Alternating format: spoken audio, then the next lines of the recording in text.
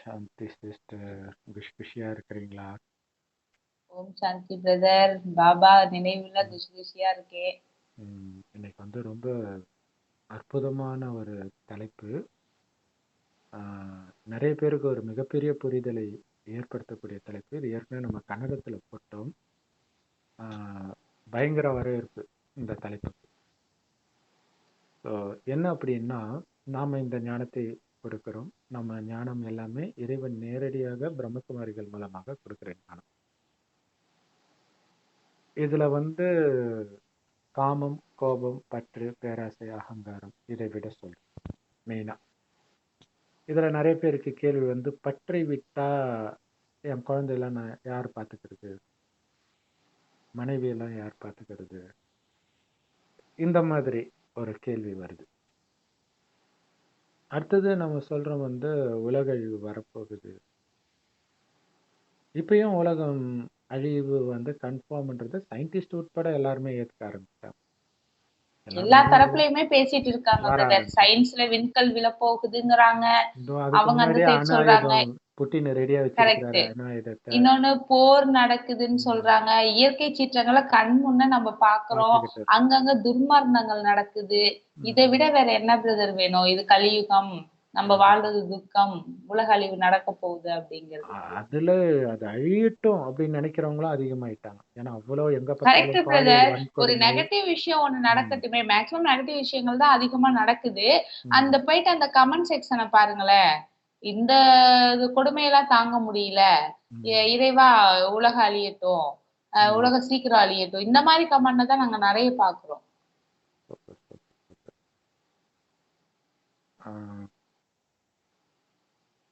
உலகம் அழியட்டும், அழிச்சிட்டு போ அப்படின்னு கூப்பிடுறோம் இல்லையா?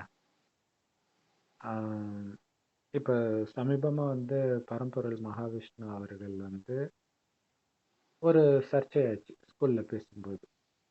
திடீர்னு ஒரு வாத்தியார் வந்து இதெல்லாம் இங்க பேசக்கூடாது அப்படின்னு சொல்லும்போது அவர் ஒரு வார்த்தை கேட்டார். என்ன கேட்டார்னா, நான் பேசுறது உங்களுக்கு பிடிக்கலன்னா என்னை எதுக்கு இங்க கூப்பிட்டீங்கன்னு கேட்டார். இல்லையா? அவரு இப்படி பேசக்கூடியவர் தான்ன்றது தெரியும். அப்படி இருக்கும்போது ஏன் கூப்பிட்டீங்க? ஆன்மீகம் உங்களுக்கு புரியலன்னா ஆன்மீகவாதியை எதுக்கு கூப்பிடுறீங்க அப்படின்னு கேட்டார். ஸோ அது மறந்து போச்சு. போயிட்டு அப்புறம் இப்போ வெளில வந்துட்டாரு, சிறையிலேருந்து வெளில வந்து. ஸோ அமைதியாக அவர் இருக்கணும். ஆனால் அந்த அது அது ஏன் இப்போ எனக்கு ஞாபகம் வருதுன்னா, சமீபமாக பிரம்மகுமாரிகள் மூலமாக இறைவன் கொடுத்த முரளியில் அதே வார்த்தையை கடவுள் சொன்னார். நான் சொல்றத கேட்கலன்னா எதுக்கு என்னை கூப்பிட்டீங்க இல்லையா?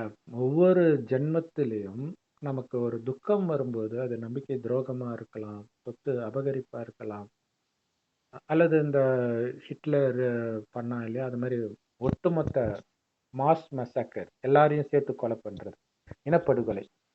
ஸோ அந்த மாதிரி நேரத்துல எல்லாம் மனிதர்களுக்கு எப்படி இருந்திருக்கும் இல்லையா? அந்த நிலைமைக்கு முன்னாடியே என்னை இட்டுட்டு போ கடவுளேன்னு வேண்டியிருப்பாங்க. அவங்க கிட்ட சாகிறதுக்கு பதில் அதுக்கு முன்னாடியே நீ என்னை இட்டுட்டு போயிடு அப்படின்னு வேண்டியிருப்பாங்க. அதே மாதிரி நோய், கடுமையான நோய் வரும்போதும் என்னை அழைச்சிட்டு போகணும். பத்தி பிரியமானவர்கள் இருந்தால் கூட என்னுடைய டாய்லெட்டை கூட இன்னொருத்தர் அல்ற ஒரு நிலை வரும் பொழுது இதுக்கு என்ன நீ அழைச்சிட்டு போ கடவுளே அப்படின்னு வேண்டாதவர்களே இருக்க மாட்டாங்க. அது சின்ன வயசுல நடந்தாலும் சரி. ஏன்னா இப்ப சின்ன வயசுல அந்த மாதிரிலாம் நடக்குது. அடுத்தது ஒரு குறிப்பிட்ட வயதுக்கு பிறகு அந்த ஒரு ஜெனரேஷன் மகனெல்லாம் இறந்து, இப்ப சமீபமா வந்து ஒரு சகோதரர் வந்து ஹாஸ்பிட்டல்ல டாக்டரையே வந்து குத்திடுறாரு. டாக்டரை வந்து ஒரு சகோதரர் கத்தியால குத்துறாரு. ஏன் குத்துறாரு அப்படின்னா, அவங்க அம்மாவுக்கு வந்து தவறான ட்ரீட்மெண்ட் எடுத்துட்டாங்க அப்படின்ட்டு. அதனால அவங்க பிழைக்கிறதே கஷ்டம்னு இன்னொரு டாக்டர் சொல்லிட்டாங்க பிரைவேட்ல.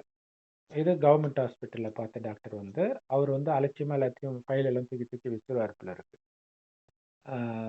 ஸோ அந்த கடுப்பெல்லாம் சேர்த்து மொத்தமா ரொம்ப அமைதியான பையன். அந்த கடைசி 2 நாள் அம்மா படுத்த படுக்க ஆக்சிஜன்லேயே இருக்க வேண்டிய நிலை.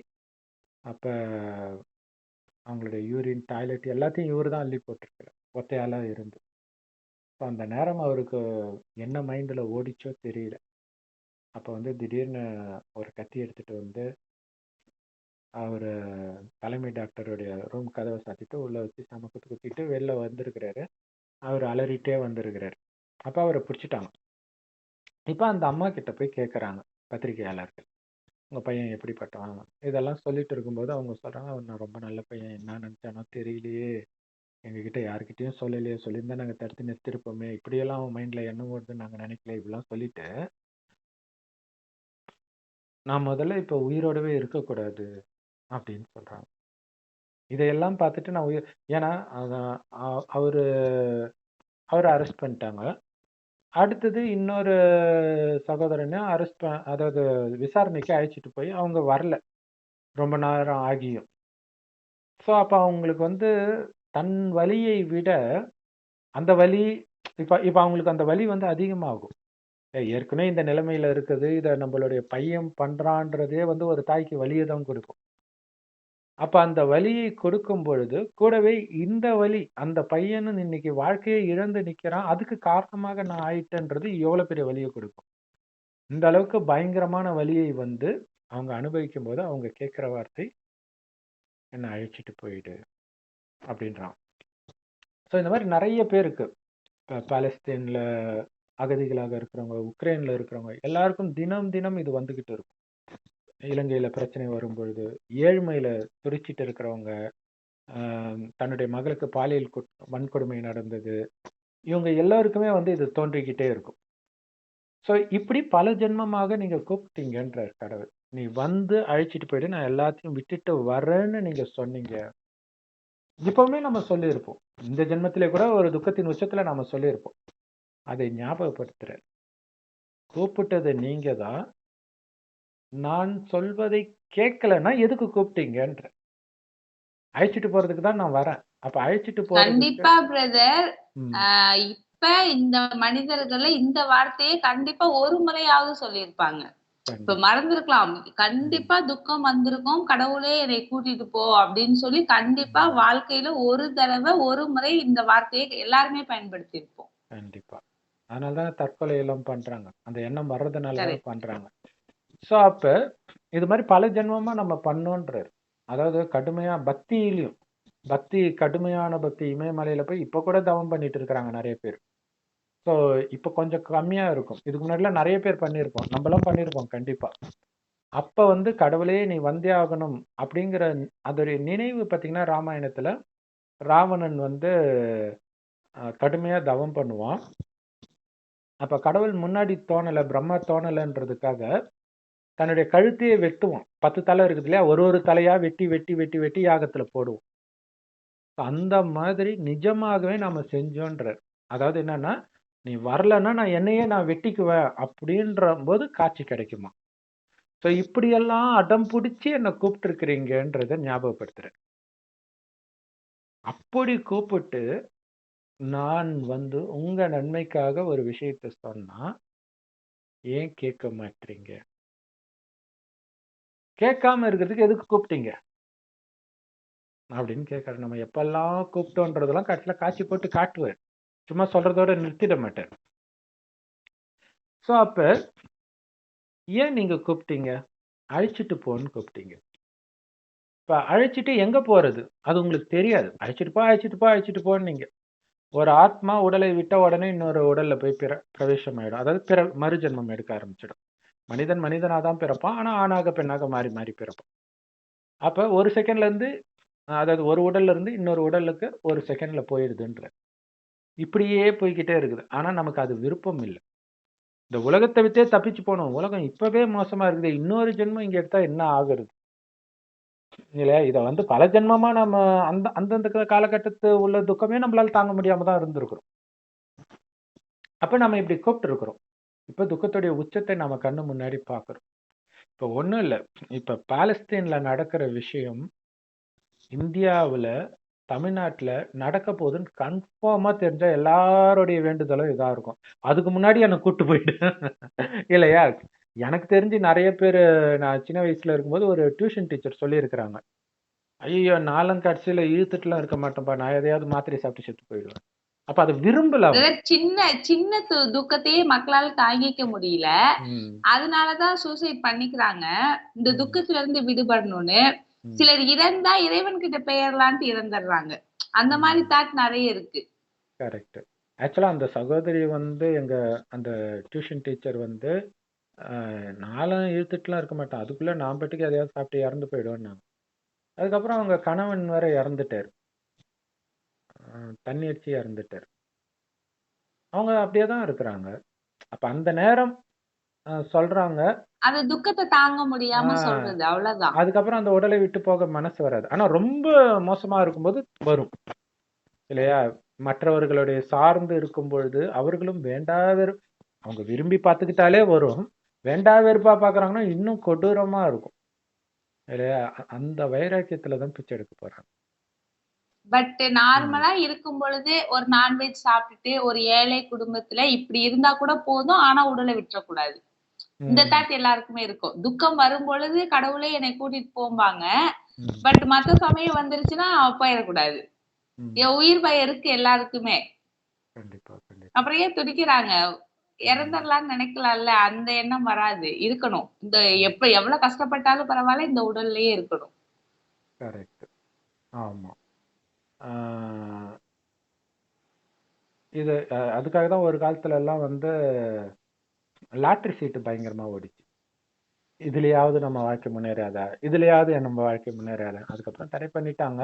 அதுலயே நிறைய பேர் காசை இழந்து தற்கொலை எல்லாம் பண்ணியிருக்கிறாங்க. அதனாலதான் அது தடை பண்ணது. இப்போ ரம்மி ம். ஃபேமஸா இருக்குல்ல பிரதர், ம். ஆன்லைன்ல. கரெக்ட். இப்ப வந்து இறைவன் என்ன சொல்றாரு அப்படின்னா, நீங்க கண்டிப்பா கூப்பிட்டீங்க. எதுக்கு கூப்பிட்டீங்க? துக்கம் தாங்காம கூப்பிட்டீங்க. அந்த துக்கம் இந்த உலகத்துல இருக்குது. அதனாலதான் இங்க இருந்து போகணும்னு கூப்பிட்டீங்க. இப்ப கடவுள் என்ன சொல்றாருன்னா, இந்த உலகத்துல துக்கம் இருக்கதான் செய்யும். நீ நினைச்ச மாதிரிலாம் டக்குன்னுலாம் போயிட முடியாது. போறதுக்கு ஒரு சில விதிகள் இருக்குது. அந்த விதியை நான் உனக்கு கத்துக் கொடுக்கிறேன். அதை நீ ஃபாலோ பண்ணா தப்பிச்சிடலாம் இந்த துக்கமான உலகத்துல இருந்து அப்படின்னு சொல்றேன். அந்த ஏன்னா விதி. சிலர் ம். நினைக்கிறாங்க பிரதர், ம். இறைவன் தானே, அவரு மேஜிக் பண்ணலாம், இப்படி பண்ணிரலாம், அப்படி பண்ணிரலாம். அந்த ம். மாதிரி தாட் இருக்கு. பட் இறைவனுமே நிபந்தனைகளுக்கு உட்பட்டவர் தான். கரெக்ட். அப்படி நினைச்சுக்கிட்டு தானே இந்த பரிகாரம் பண்றது, அந்த பரிகாரம் பண்றது, இந்த கோயில், அந்த கரெக்ட். கோயில சுத்திக்கிட்டே இருக்கிறாங்க. பல ஜென்மமா சுத்தி சுத்தி அனைத்தையும் இழந்து கீழே தான் வந்திருக்கிறோம். மிஞ்சி. அவங்க என்ன நினைச்சிடுறாங்க, இறைவன் நினைச்சா மிராக்கிள் பண்ணிடுவாரு. ஒரு நிமிஷத்துல இப்படிங்கிறதுக்குள்ள உலகத்தை மாத்திடுவாரு. இப்படிங்கிறதுக்குள்ள ம். என்னுடைய வாழ்க்கையை மாத்திடுவாரு. ம். அந்த நம்பிக்கை. கரெக்ட். அதாவது அத இப்படிங்கிறதுக்குள்ள மாத்துறாருன்றது உண்மைதான்.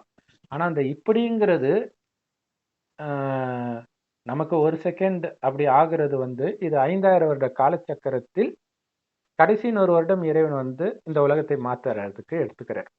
ஸோ இந்த 5000 வருடத்துக்கு ஒப்பிடும்போது அது இப்படின்ற மாதிரி தான். ஆனா அது 100 வருடம் ஆகுது. அந்த 100 வருடத்தில் நமக்கு ஞானம் கிடைக்கிறது எப்ப கிடைக்குது? அதுக்கப்புறம் எவ்வளவு நேரம் உயிரோட இருக்க போறோம்? அவ்வளவு நேரம் தான் நமக்கு டைம். இந்த டைமுக்குள்ள இறைவன் சொல்வதை கேட்டால் என்ன மாதிரி ஒரு மேஜிக் நடக்கும் அப்படின்னா, இப்ப ஒரு என்ன சொல்றது? இப்ப நம்ம குழந்தையா மாற முடியுமா? மாற முடியாது. வேணா வயசாகி தாத்தா வயசாகி செத்து தான் போக முடியும் இல்லையா? ஆனா குழந்தையா மாறுறது வந்து ஒரு மிராக்கிள் இல்லையா?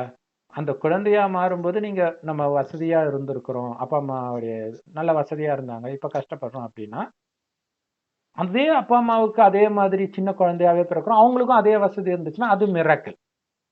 அது நடக்க போறது கிடையாது. ஆனா கடவுள் சொல்றாரு, இதெல்லாம் ஒரு பெரிய மிராக்கிளே கிடையாது. பெரிய மிராக்கிள் எது தெரியுமா? உங்க அப்பா அம்மா கிட்ட நீ சின்ன வயசுல இருக்கிறதுக்கு முன்னாடி நீ தாத்தா பாட்டியா இருந்த. அந்த தாத்தா பாட்டியா இருக்கிறதுக்கு முன்னாடி அப்பயும் நீ சின்ன பிள்ளையா இருந்த. அப்ப இப்ப குழந்தையா இருக்கிறத விட நீ அங்க பணக்காரனா இருந்த. உன்னுடைய அப்பா அம்மா பெரிய பணக்காரங்களா தான். இதே மாதிரி இதுக்கு முன்னாடி ஜென்மம் போனனா இதை விட பணக்காரன். இதுக்கு முன்னாடி ஜென்மம் போனா அதை விட பணக்காரன். இப்படியே போய் போய் போய் போய் ஆரம்பத்தில் அதாவது 5000 வருடத்துக்கு முன்னாடி நீங்க எவ்வளவு பெரிய பணக்காரன்ல இருந்தன்னா தங்க ஸ்பூனோட பிறந்தன்வர். பார்ன் வித் சில்வர் ஸ்பூன் தான் சொல்லுவாங்க மக்கள். கோல்டன்ஸ். ஆனா ஆமா. கோல்டன் ஸ்பூன்னு கடவுள் சொல்றார். திரும்புற பக்கமெல்லாம் தங்கம், சொக்க தங்கம், டூப்ளிகேட் கிடையாது. தங்க செங்கற்களால் கட்டப்பட்ட மாட மாளிகையில் வசிச்சோம் நாம. அதனாலதான் அது பேர் சொர்க்கம். அது சத்தியுகம். அங்க இருந்த ஆத்மா தான் மறுஜன்மம் எடுத்து எடுத்து எடுத்து எடுத்து கொஞ்சம் கொஞ்சமா அனைத்தையும் இழந்துட்டோம். காரணம் அங்க குணங்கள் அப்படி இருக்கும். காமம்னா என்னன்னு தெரியாது, கோபம்னா என்னன்னு தெரியாது, பற்றுனா என்னன்னு தெரியாது, பேராசை அகங்காரம்னா என்னன்னு தெரியாது. அந்த மாதிரி இருந்தோம். அப்படி இருந்தவர்கள் மறுஜன்மம் எடுத்து எடுத்து எடுத்து எடுத்து 2500 வருடத்துக்கு ஆனந்தம் இருக்கும், துக்கமே இருக்காது. ஆனா 2500 வருடம் கழிச்சு தான் கொஞ்சோண்டு துக்கம் வராது. அப்ப கூட பாவம் செய்வோம். சொர்க்கத்துல பாவமும் செய்ய மாட்டோம். ஏன்னா காமம்னா என்னன்னு தெரியாது, கோபம்னா என்னன்னு தெரியாது, பற்றுனா என்னன்னு தெரியாது, பேராசை அகங்காரம்னா என்னன்னு தெரியாது. குழந்தை கூட எப்படி பிறக்கும் அப்படின்னா, கணவனும் மனைவியும் நமக்கு ஒரு வாரிசு வேணும் அப்படின்னு நினைக்கும் போது மனைவி கர்ப்பம் அடையும். அந்த எண்ணத்திற்கு அவ்வளவு சக்தி இருக்கும். அவங்க தூய்மையா குழந்தை மாதிரி பரிசுத்தமா இருக்கிறதுனால அப்படி இருந்தோம். ஸோ அப்ப அங்க சொர்க்கம் மட்டும் கிடைக்கல, அந்த குழந்தை உள்ளமும் கிடைக்குது நிரந்தரமாக. அது இப்ப டக்குன்னு வருதுன்னா அதுதான் மேஜிக். அதை வர வைக்கிறதுக்கு தான் கடவுள் வர்றாரு. மற்றபடி வாயிலிருந்து விபூதி எடுக்கிறதோ அல்லது குழந்தை பருவத்துக்கு போறதோ அல்லது செத்து போன உங்க அப்பா அம்மாவை எழுப்புறது கூட பெரிய மேஜிக்கே கிடையாது. செத்து போய் என்ன பண்ண போறாங்க? மறுபடியும் அதே மாதிரி வாழ்ந்து மறுபடியும் செத்துதான் போக போறாங்க. ஏற்கனவே அந்த துக்கம் தாங்காம தானே தெரியுது இல்லையா? இப்படிதான் வளர்ந்துருக்கிறோம், அடுத்தது மறுபடியும் இதே இடத்துல வந்து மாட்ட போறோம். Correct brother. இப்போ ஒருத்தருக்கு அதிகபட்சமா 100 வயசு ஆயுள் இருக்கட்டுமே, அவர் அதிகபட்சம் என்ன பண்ணிருப்பாரு? பிறந்திருப்போம், சாப்பிட்டிருப்போம், அவரு கல்யாணம் பண்ணிருப்பாரு, குழந்தை பிறந்திருப்பாரு, கடைசி வரைக்கும் உழைப்பாங்க, சாப்பிடுவாங்க, சமைப்பாங்க, தூங்குவாங்க. ஒரு வாழ்நாள்ல ஒரு மனிதன் 100 வயசு வாழ்றது இதுக்குதானா?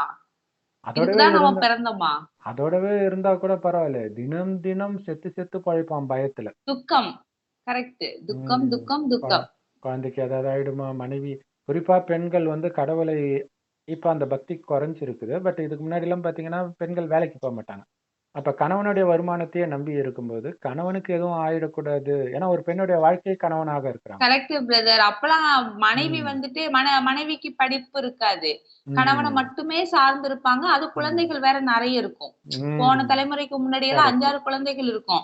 அப்ப அந்த அத்தனை பேரும் அந்த ஒரு நபரை நம்பி இருக்கும் பொழுது அது எவ்வளவு பெரிய பயத்தை கொடுக்கும். அது அந்த கணவர் வந்து குடிகாரராவோ மோசமானவராக இருந்தா இன்னும் ரொம்ப மோசம். பயம், செத்து செத்து பொழைக்கணும் தினமும். அப்படிப்பட்ட உலகத்துல இப்ப இருக்கிறோம். ஆனா சொர்க்கத்தில் இந்த பயமே இருக்காது. ஏன்னா அளவற்ற செல்வம் எல்லார்கிட்டயும் இருக்கும். இறந்துடுவாங்கன்ற பயம் இருக்காது. ஏன்னா திடீர் மரணமே கிடையாது. அவங்க 150 வருடம் கம்பல்சரி வாழ்வாங்க. சராசரி வயது இல்ல, அந்த 150 மோரார்லெஸ் அதை தொட்டு பிறகுதான் சரீரத்தை விடுவாங்க. அப்படி இருப்பாங்க சொர்க்கத்தில். அடுத்தது பாத்தீங்கன்னா அங்க வந்து ராஜா இருப்பாங்க, ராணி இருப்பாங்க, பிரஜைகள் இருப்பாங்க. பிரஜைக்கு வேலைக்காரர்கள், ராஜாவுக்கு நிறைய வேலைக்காரர்கள் இருப்பாங்க, பிரஜைக்கும் வேலைக்காரர்கள் இருப்பாங்க. பணக்கார பிரஜைகள், கொஞ்சம் நடுத்தரமான பிரஜைகள், ஏழை பிரஜைகள், வேலைக்காரன், வெட்டியான் எல்லாமே இருப்பாங்க. பட் அதுல கீழான செல்வம், அதாவது ரொம்ப கம்மியான செல்வம்னு எடுத்தா கூட இன்னைக்கு இருக்கிற நம்பர் 1 கோடீஸ்வரனை விட பெரியவனா தான் இருக்கு. அவ்வளவு அளவற்ற செல்வம் இருக்கும். ஸோ அங்க பயப்பட சின்ன தலைவலி கூட வராது, ஆக்சிடென்ட்டே நடக்காது. புஷ்ப விமானத்துல போவாங்க, கண்ணிமைக்கிற நேரத்துல இங்க இருந்து அமெரிக்காவுக்கு போவோம், ஆனாலும் ஆக்சிடென்ட் நடக்காது. அந்த மாதிரி உலகம் உருவாக்குறாரு. அங்க நீங்க போக போறீங்க, அங்க மரண பயமே இருக்காது. ஏன்னா அங்க ஆத்மான்ற உணர்வுல இருப்பீங்க, உடல்ன்ற உணர்வே இருக்காது. இப்போ உடல் நினைக்கும் போதுதான் அந்த மரண பயமே வருது. ஆத்மான்னு நினைக்கும் போது அந்த பயம் வராது. ஸோ மீண்டும் உங்களை ஆத்மான்னு உணர்ந்து பரமாத்மாவாகி என்னை நினைவு செய்யுங்கள்னு கடவுள். அவரு செம்பொன் நிறமான ஒளி உலகத்துல நட்சத்திரம் மாதிரி இருக்காரு. இங்கதான் ஆத்மாக்கள் எல்லாருமே இருக்கிறோம். ஆனா உடல் எடுக்கும்போது புருவ மத்தியில இருக்கிறோம். கடவுள் நம்மள மாதிரி தாயின் கர்ப்பத்தில் குழந்தை பிறந்ததே கிடையாது. சொர்க்கத்திலும் பிறந்தது கிடையாது, நரகத்திலும் பிறந்தது இல்லை. அதாவது சுகத்தையும் அனுபவிச்சது கிடையாது சொர்க்கத்தில் பிறந்து, நரகத்தில் பிறந்து துக்கத்தையும் அனுபவிச்சது கிடையாது. அதான் இன்ப துன்பத்திற்கு அப்பாற்பட்டவர், பிறப்பு சக்கரத்தில் வராதவர், கீதையில இதெல்லாம் இருக்கும். ஆனா அது சொல்றது சிவன், அங்க கிருஷ்ணர்னு போட்டாங்க. கிருஷ்ணர் தான் முதல்ல பிறக்கிறாரு. அவர் எப்படி வராம இருக்காரு? முதல்ல சக்கரத்துல நுழையிறவரே அவரு தான். இல்லையா? ஸோ இப்ப இறுதியில இறைவன் வந்து இந்த ஞானத்தை கொடுப்பதே துக்கத்தின் ஆழத்துல இருக்கிற நம்மை விடுவிக்கிறதுக்காக. ஏன்னா கடைசி 100 வருடம் தான் வரார். அவர் வந்தே 88 வருஷம் ஆயிடுச்சு. இப்ப சொல்றாரு, இன்னும் போக போக உலகம் ரொம்ப மோசமாக ஆகும். அதை பார்த்துட்டு தான் வரப்போறீங்களா? இவ்வளோ நாளா வா வா என்ன அழைச்சிட்டு போன்னு கூப்பிட்டீங்க. இப்ப நான் வந்திருக்கிறேன் வான்னு கூப்பிடுறேன் வரமாட்டீங்க. அப்ப இதை விட மோசமா ஆகணுமா உலகம்? அப்படின்னு கேட்கிறார். ஸோ அப்ப பேசுறது கடவுள். பொய்க்கவே பொய்க்காது. 1936ல இருந்து பேசுறாரு. அப்ப பேசிய விஷயங்கள் இப்ப நடந்துட்டு இருக்குது. இப்ப நடக்கிற எல்லா விஷயங்களும் கொரோனா வரட்டும், திடீர்னு நிலநடுக்கம் வரும். எல்லாமே அவர் சொன்ன விஷயங்கள் தான் நடந்துட்டு இருக்கு. கோடீஸ்வரனுக்கு கூட ஒரு கை சாப்பாடு கிடைக்காத நிலை வரும்ன்ற. காசு இருந்தும் அதுக்கு பயனில்லாத நிலை வரும்னு. இனிமேல்ட்டு வர்றது ஒரு விஷயம். அங்க 1000 ரூபாய் நோட்டு 500 ரூபாய் நோட்டு செல்லாத போதும் அந்த மாதிரி ஆச்சு இல்ல. அதே மாதிரி பாருங்க, அவன் பெரிய கோடீஸ்வரன். ஆனா பேங்க்ல இருந்து எடுக்க முடியாது. அந்த டைம் கொஞ்சம் தான் எடுக்க முடியும். இந்த மாதிரிலாம் ரெஸ்ட்ரிக்ஷன்ஸ் வேற வந்தது. ஒரு எமர்ஜென்சினா கூட பெரிய பெரிய பிரச்சனை வந்தது. ஆமா பிரதர். இந்த நோட்டு மாறினப்பவும் கொரோனா வந்தப்பயும் இதெல்லாம் நடந்துச்சு பிரதர். வீட்டை விட்டு வெளியே வர முடியாத நாள் வர முடியாதப்ப பணக்காரங்களுமே சாப்பாடு கஷ்டப்பட்டாங்களா? அப்படி ஒரு நிலைமை வந்துச்சு தானே? கண் முன்னே பார்த்தோம் தானே? இன்னும் மோசமாகும்ல வருடங்கள் போக போக. அதெல்லாம் ஒரு ட்ரைலர். நான் இருக்கேன், வந்துட்டேன் அப்படின்னு சொல்றது. ஸோ இப்பவுமே கேட்கலன்னா என்ன பண்றது? இப்ப கடவுள் சொல்றாரு. ஸோ அதுக்கு தான் அந்த நிச்சய புத்தி வர்றதுக்கு தான் இதெல்லாம் நடந்துட்டு இருக்குது. இப்போவாவது உனக்கு நிச்சய புத்தி வருதான்ட்டு. பைபிள்ல மோசஸ் கதை வந்து, மோசஸ் எகிப்துல இருக்கிற அடிமைகள் எல்லாம் கூட்டிட்டு, நாங்க ஒரு குலதெய்வத்தின் கோயிலுக்கு போறோம், எங்க தெய்வத்துக்கு ஒரு விழா எடுத்துட்டு வரோம் அப்படின்னு சொல்லி அவங்க இனத்து மக்களை எல்லாம் கூப்பிட்டு ராஜா கிட்ட போவான். ராஜா வந்து அதெல்லாம் அனுப்ப முடியாது அப்படின்னு சொல்லுவார். ஏன்னா கூட இருக்கிறவங்களாம் அப்படி ஏத்தி விடுவாங்க. அதுக்கப்புறம் இது வந்து கடவுள் சொல்லியிருப்பார் மோசஸ் கிட்ட. அதனால அவன் பண்ணுவான்.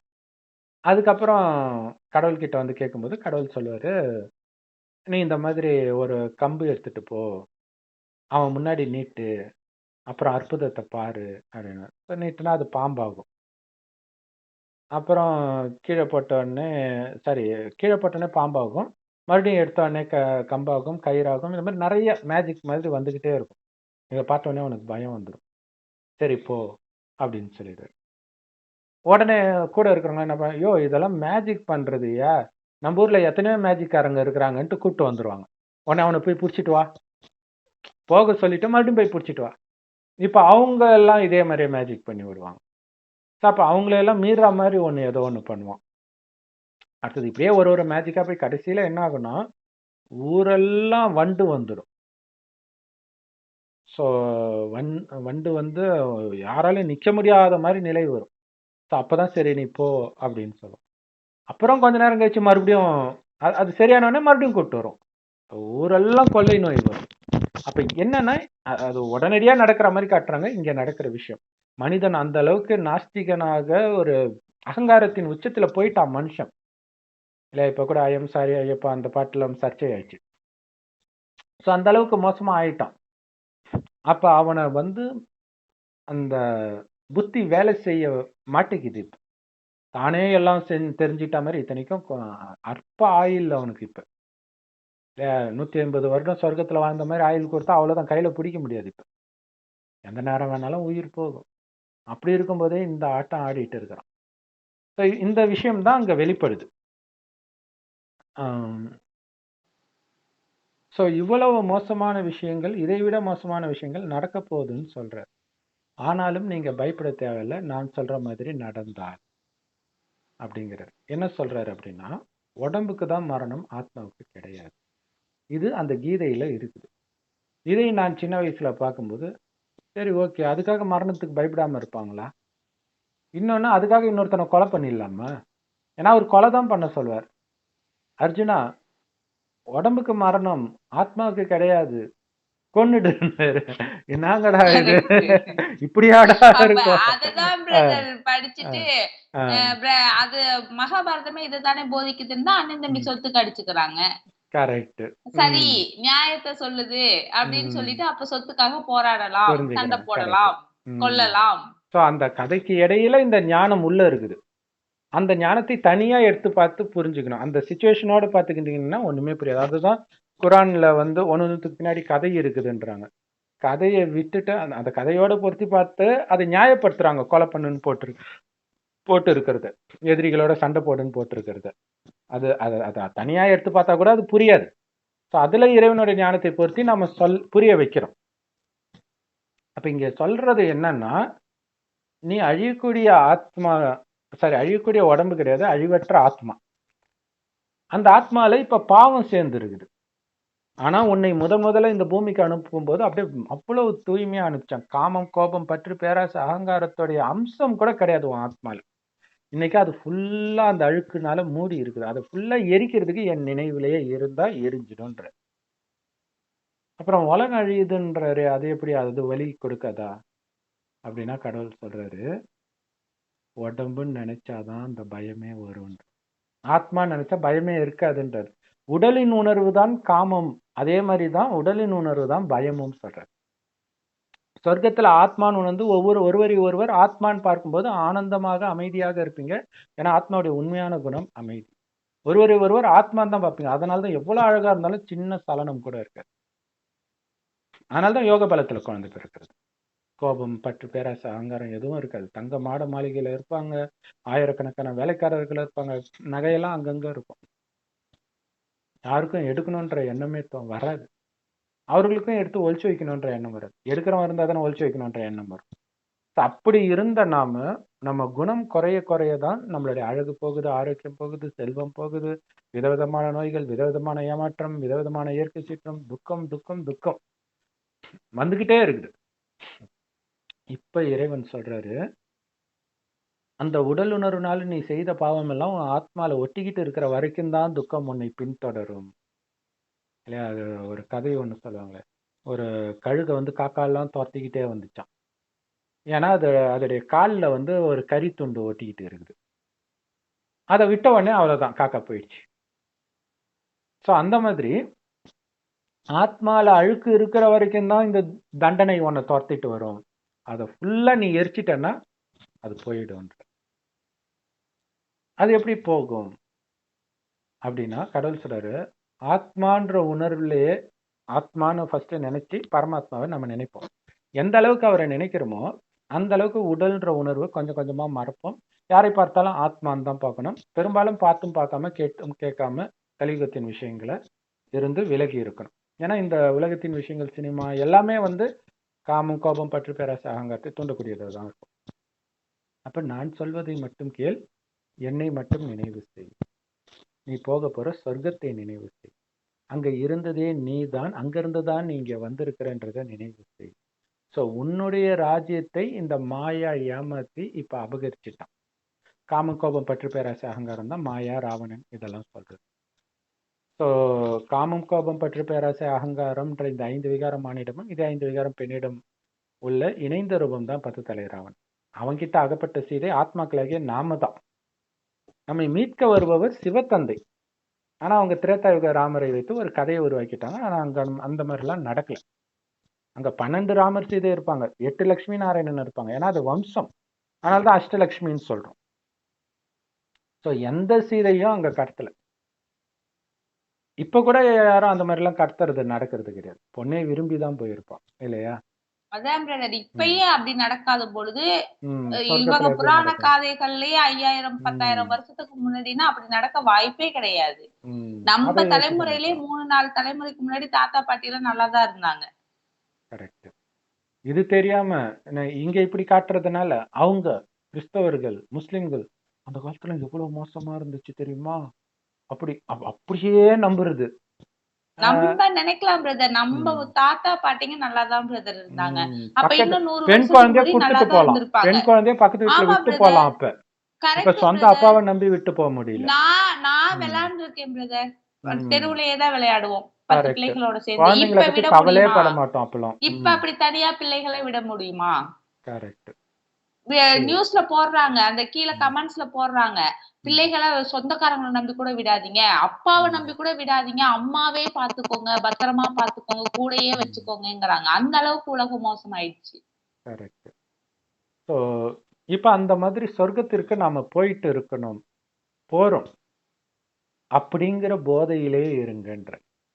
அங்க வந்து காமம்னா என்னன்னே யாருக்குமே தெரியலன்னா, அந்த நேரம் ரொம்ப அழகான பேரழகி மகாலட்சுமி மனைவியா இருந்தாலும், உங்க மனசுல கொஞ்சம் கூட கவலையே இருக்காது. ஏன்னா உங்களுக்கே முதல்ல சலனம் வராது. மற்றவர்களுக்கும் வராது. அப்பதான் அழகானவர்கள் இருந்தாலும் உங்களுக்கு கவலை இருக்காது. அளவற்ற செல்வம் இருந்தாலும் உங்களுக்கு பயம் இருக்குது.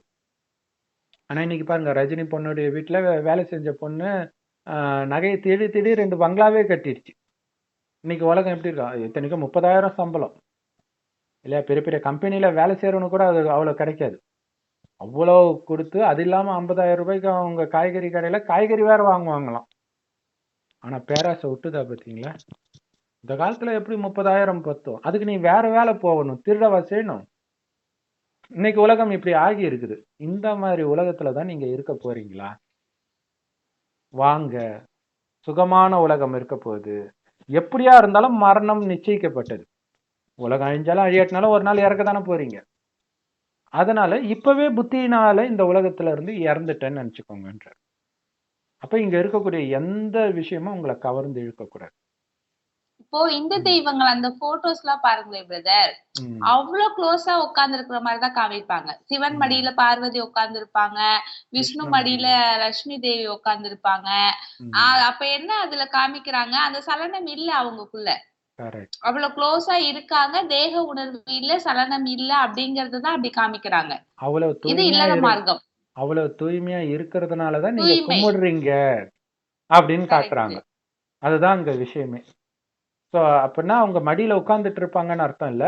அவ்வளவு தூய்மையின் பலம் அவங்களுக்கு தூய்மை. இருந்துச்சுன்னு அர்த்தம். அத வெளிப்படுத்துறாங்க. ம். ஸோ அப்படிப்பட்ட சொர்க்கத்திற்கு நாம இப்ப போக போறோம். அங்க கற்பழிப்பு நடக்காது, கொலை நடக்காது, கொள்ளை நடக்காது. அப்ப என்ன அர்த்தம்? போலீஸ் ஸ்டேஷனுக்கு அவசியம் இல்ல, ஆஸ்பத்திரிக்கு அவசியம் இல்ல. ஏன்னா நோயும் வராது, சின்ன தலைவலி கூட வராது. 150 வருடம் வாழ்ந்தாலும் இப்ப இருக்கிற மாதிரி முடி நரைக்கிறது, முகம் சுருங்குறது, இப்ப இருக்கக்கூடிய வயோதிக தோற்றம் எதுவுமே இருக்கு. இப்ப 40 வயசு ஆச்சுனால என்னென்னமோ நோய் வருதுல, முட்டு வலி அது இதுன்னு போயிடுது. எங்கேயோ 80 ஆச்சுன்னா முடிஞ்சு போச்சு. அவன் எப்படா உடலை இப்ப விட்டு இருக்கிற போவான்னு நினைப்பான். சிச்சுவேஷன் பிரதர் 50 தாண்டறதே 50 தாண்டினாலே சக்சஸ் பிரதர். இல்ல தாண்டறது சக்சஸ்ன்றத விட தாண்டினதுக்கு அப்புறம் அவனுக்கு நோய் இல்ல. வந்து மிகப்பெரிய கரெக்ட். செலவே அவனுக்கு மருந்து செலவா தான் இருக்கும், சாப்பாட்டை மருந்து விட. செலவு தான் பிரதர். பெரிய செலவாயிடும். அதுதான் 40 வயசு மேல ஆயிடுச்சுன்னா மருந்து செலவுக்குன்ட்டு இப்பத்துல இருந்து சேர்த்து வைக்கிற நிலைமைக்கு வந்துட்டாங்க. இதை நம்பிதான் உடம்பு இன்சூரன்ஸ் முடியாம கம்பெனி, போயிடும். ஹெல்த் கண்டிப்பா இன்சூரன்ஸ். உடம்பு முடியாம போயிடும். மருந்து செலவுக்கு பணம் வேணும். அதான் அதை வச்சுதான் ஹெல்த் இன்சூரன்ஸே பழைக்கிறாங்க. ஸோ இந்த மாதிரி கரெக்ட். ஆயிடுச்சு. அங்க ஹெல்த் இன்சூரன்ஸ் எதுவுமே தேவைப்படாது, எல்லாமே இருக்கும். ஸோ அந்த மாதிரி உலகத்துக்கு நான் போக போறேன்றது தான் நீங்க தினம் தினம் நினைக்கணும். அப்ப தினம் தினம் உங்களுக்கு இதை ஞாபகப்படுத்தணும். அதுக்கு தான் கடவுள் கடைசி 100 வருடம் ஒரு வயோதிகர் உடல்ல வந்து இந்த ஞானத்தை கொடுக்கிறார். அந்த வயோதிகருக்கு பிரம்மான் பேர் வைக்கிறார். அவர் வாய் வழியாக இறைவன் கொடுக்கிற ஞானத்தை கேட்கறவங்கள தான் பிரம்மகுமார் குமாரிகள், அதாவது பிரம்மாவுடைய குழந்தைகள் அப்படின்னு சொல்றோம். சிவனுடைய குழந்தைகள் பிரம்மா மூலமா ஆகிறதுனால பிரம்மாவுக்கும் குழந்தைகள்.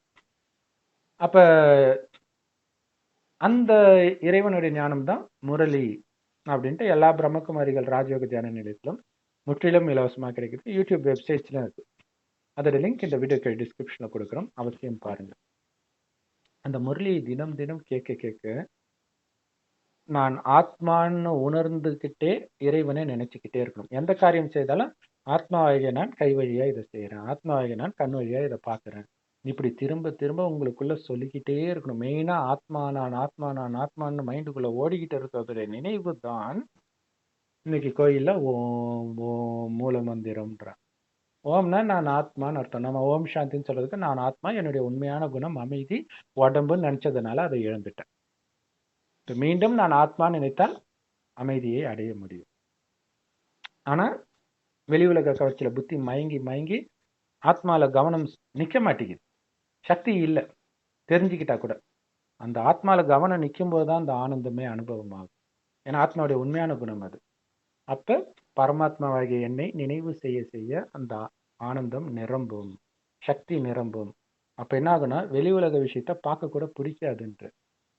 இன்னைக்கு எதெல்லாம் உங்களை மயக்குதோ, இப்போ உதாரணத்துக்கு உங்களுக்கு பிடித்த நடிகர் நடிகை இருக்கிறாங்க அப்படின்னா, இந்த ஞானத்தை எடுத்து சில வருடங்கள் இந்த பயிற்சி நீங்க பக்காவா பண்ணிட்டு அதே நடிகர் நடிகை போட்டோவோ அல்லது படத்தை நீங்க பாக்குறீங்கன்னா, இவங்களையா நம்ம ரசிச்சோம் அப்படின்னு உங்களுக்கே ஆச்சரியமா இருக்கும். என்னடா ஒண்ணுமே அழகும் இல்ல, ஒண்ணும் இல்லை, எதுக்கு ரசிச்சோம்னு தோணும். அப்ப ஆத்மா அந்த மயக்கத்துல இருந்து வெளியில வருது. அப்ப அதைத்தான் தெரியும் நம்மளுடைய ஆத்மா எவ்வளவு பலவீனமா இருந்திருக்கு, நமக்குள்ள எவ்வளவு குறைகள் இருந்திருக்கு அப்படின்ட்டு. கரெக்ட். கடைசியில காட்சி காட்டுவார் சொர்க்கம் எப்படி இருக்கும்ட்டு. இப்ப சொல்றாரு பிரதர் ஒரு விஷயம் பிரதர், ம், இப்போ நம்ம பூர்வ ஜென்மத்துல செஞ்ச பாவத்தினாலதான் இந்த பிறவி எடுத்திருக்கோம், நம்ம கஷ்டப்படுறோம், அதனாலதான் நம்ம தொடர்புல மோசமானவர்கள் வந்திருக்காங்க. இது உண்மை அப்படின்னா இந்த பிறவில நாம தூய்மையா இருந்து நல்லது செஞ்சா அடுத்த பிறவி நல்ல பிறவியா இருக்கும் தானே? இது கன்ஃபார்ம் தானே? அப்ப நான் ஒருத்தர் இந்த மாதிரி திருந்தி நான் எனக்கு நல்லது நடக்கும்னா என்ன மாதிரியே இந்த ஞானத்தை எடுத்துட்டு 100 பேர் இருக்காங்க, 1,00,000 பேர் இருக்காங்கன்னா அவங்க எல்லாரும் ஒரு இடத்துல பிறப்பாங்கல்ல, அந்த இடம் சொர்க்கமா தானே இருக்கும். அதுதான் இது 100% ப்ரூஃப் ஆயிடுது இல்ல? கரெக்ட். ஏன்னா இங்க எல்லாருமே பாவம் செய்யறாங்க, உலகத்தை அழிக்கிறதுக்கான வேலை அவங்க பண்ணிடுறாங்க. ஆனா புது உலகத்துக்கு நாம தயாராகிறோம். அப்ப இந்த உலக கரெக்ட். அழிவே உலகத்தை புதுப்பிக்கிறதுக்காக தான் நடக்குது. அதனால அதை நீங்க நினைவு பண்ணிக்கிட்டே இருந்தீங்கன்னா, என்னை நினைவு பண்ணிக்கிட்டே இருந்தீங்கன்னா, ஆத்ம உணர்வுலே இருந்தீங்கன்னா, உடல் உணர்வை முற்றிலும் மறந்துட்டீங்கன்னா, கடவுள் சொல்றாரு, வெண்ணெயிலிருந்து முடி எடுக்கிற மாதிரி உங்க உயிர் உடலை விட்டு பிரியும், எந்த வழியும் உங்களுக்கு தெரியாதுன்ற. எந்த நினைவு அப்படியே அப்படியே ஆனந்தமா இருக்குன்ற. உடலை விட்டு ஏன்னா நமக்கு பிரியுது அங்க போறது தானே பிரதர் ஹாப்பி, அந்த நம்மளுடைய ஆனந்தம். வீடு அதுதானே. இந்த பழக்கம் சொர்க்கத்தில் அப்படியே தொடரும். ஆனந்தமாக உடலை விடுவாங்க. அங்கேயும் வந்து அடுத்து என்ன ஜென்மம் எடுக்க போறோன்றது காட்சி கிடைக்கும். இப்பவும் கடைசியில காட்சி கிடைக்கும். அப்ப கிடைக்கிறது பெரிய விஷயம் கிடையாது. ஏன்னா அங்க ஆல்ரெடி நீங்க ராஜாவா பிறப்பீங்க, இன்னொரு ராஜ குடும்பத்துல பிறப்பீங்க. அது பெரிய விஷயம் கிடையாது. இன்னைக்கு பிச்சைக்காரனா இருந்துட்டு உடம்பெல்லாம் உச்சந்தலையில இருந்து உள்ளங்கால் வரையும் நோயை வச்சுக்கிட்டு இருக்கிற நமக்கு ஆரோக்கியமான அழகான உடல், தங்கம் அளவற்று கிடக்குது, செல்வம், ஃபர்ஸ்ட் கிளாஸான இயற்கை, அதையெல்லாம் பார்க்கும்போது வரும் பாருங்க ஆனந்தம். அந்த ஆனந்தத்துல உடலை விடுவீங்க, ஏன் பயப்படுறீங்க? அதுவும் பிரதர் நம்ம எதுவுமே பண்ண போறது இல்லையே. இப்ப இங்க ஒரு கவர்மெண்ட் ஜாப் கிடைக்கணும், நமக்கு ஒரு பணம் வேணும்னா எவ்வளவு உழைக்கணும், எவ்வளவு கஷ்டப்படணும். ஜஸ்ட் இறைவனை நினைக்கிறோம். உடல் அதாவது உடல் ஊனமுற்றவங்க நினைக்கலாம், உடல் நோய் வந்தவங்க நினைக்கலாம், படுத்த படுக்கையில இருக்கிறவங்க நினைக்கலாம், தாராளமா நினைக்கலாம். நான் ஒரு ஆத்மான்னு பரமாத்மாவை நினைக்கிறோம். அந்த நினைவுனால ஒரு சக்கரவர்த்தியா மகாராஜா ஆகுறோங்கிறது எவ்வளவு பெரிய லாட்டரி சீட்டு. நிறைய பேர் நான் இந்த கோயிலுக்கு போகணும்னு நினைச்சேன், என்னால நடக்க முடியாம பண்ணிட்டாங்களே, மெக்காவுக்கு போகணும்னு நினைச்சேன், அவங்களுக்கு எல்லாம் மிகப்பெரிய லக் இல்ல பிரதர், இறைவனை எப்படி நினைக்கலாம் அப்படிங்கிறது. கரெக்ட். எவ்வளவு பேர் படுத்த படுக்கையா அங்கெல்லாம் போறதுனாலே அவங்களுக்கு எதுவும் கிடைக்க போறது கிடையாது. கரெக்ட். அங்க போயிட்டுமே இறந்துட்டு வராங்க எவ்வளவு பேர் துக்கத்தை. இப்ப மெக்காக்கு போயிட்டு 1000 பேர் இறந்திருக்காங்க. அவங்களுடைய குடும்பத்துடைய நிலைமை. இந்துக்கள் பயண யாத்திரையில இறக்குறாங்க, எல்லா இடத்துலயுமே மரணம் நிகழுது. டூரிஸ்ட் போறாங்க, டூர் போறாங்க ஹாப்பியா இருக்கணும்னு, மூவிக்கு போறாங்க, இறந்துட்டு வராங்க. எவ்வளவு சுற்றுலா தலங்கள்ல மரணங்கள் நடக்குது. ஸ்கூல் பிள்ளைங்க பஸ் ஆக்சிடென்ட் ஆகுது, ஸ்கூல் பிள்ளைங்க தீ விபத்து நடக்குது. எங்கேயுமே நிம்மதி இல்ல, ஆரோக்கியம் இல்ல, சந்தோஷம் இல்ல. கரெக்ட். இப்ப ஒரு கேள்வி வருது. சமீபமா ஒரு முஸ்லிம் சகோதரி கேட்டாங்க. என்ன கேட்டாங்கன்னா, ஐயோ இதெல்லாம் கஷ்டமா இருக்கணும், காமத்தை விட சொல்றீங்க, கரிமீனை விட சொல்றீங்க, நான் என்னை பத்தி பெருமையா சொல்லிக்க விரும்பல, நான் எல்லாருக்கும் உதவி பண்ணுவேன், நீங்க என்ன பெரிய உதவி பண்றீங்க, நீங்க பாட்டுக்கு அமைதியா சொர்க்கத்துக்கு போகணும், நீங்க மட்டும் போகணும், இப்படி நினைச்சிட்டு இருக்கிறீங்க, இங்க எல்லாம் கஷ்டப்பட்டுட்டு இருக்கிறாங்க. ஏன்னா சிலர் கமெண்ட் கூட போடுவாங்க, ஏய் நீ ஏழைக்கு ஏதாவது பண்ணி இருக்கிறியா அப்படி. ஏழைக்கு சாப்பாடு போட்டா அவன் பணக்காரன் ஆயிடுவானா? அதனால என்ன யூஸ்? நோய் போயிடுமா, இல்ல அவன் குணம்தான் போயிடுமா? கரெக்ட். அதே நேரத்தில் இப்ப நாம சொல்றோம், நாம இல்ல கடவுள் சொல்றாரு, கடைசி நேரத்துல எல்லாம் துடிப்பாங்க, நீங்க சுகத்தின் உச்சத்துல இருப்பீங்கன்ற, ஆனந்தத்தின் உச்சத்துல இருப்பீங்கன்றார். அப்ப கேள்வி இப்ப வரும், என்னடா விகாரத்தெல்லாம் தியாகம் பண்ணிருக்கோம்ல பிரதர். நான்வெஜ்ஜ விட்டுருக்கோம், காமம், கோபம், பற்று, பேராசை, அகங்காரம் எல்லாத்தையும் தியாகம் பண்ணிருக்கோம். இறைவன் மட்டுமே வேணும்னு இருக்கோம். இதனுடைய நினைவார்த்தம் தானே நாயன்மார்கள் வரலாறு. அவங்க எல்லாருமே இறைவனை நினைச்சாங்கன்னு தானே வரலாறே இருக்கு.